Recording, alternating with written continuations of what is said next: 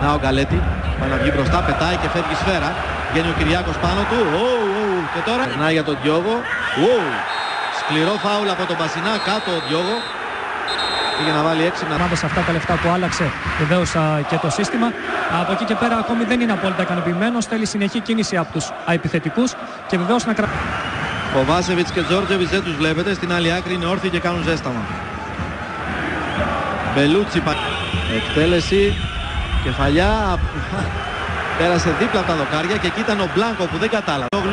Και θα βγει στην αντεπίθεση ο Γκαλέτη με ανοιχτή την άμυνα της ΑΕΚ. Γκαλέτη με τον Μπασινά πάει να περάσει και περνάει πολύ ωραία καταρχήν.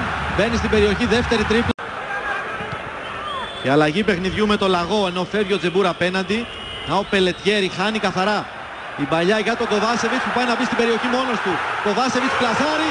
1-0 για τον Ολυμπιακό από τον Ντάρκο Κοβάσεβιτς στο 17ο λεπτό του δευτέρου. Είναι ακόμα αντιδράσει ο αντίπαλος Ολυμπιακός, καταφέρει με ένα εκπληκτικό συνδυασμό όσον αφορά την ανάπτυξη της ομάδας, που θεωρώ ότι είναι σεμινάριο ανάπτυξη επιθετικού παιχνιδιού. Βάζει ένα πολύ όμορφο γκολ και σε δημιουργία και σε εκτέλεση. Δηλαδή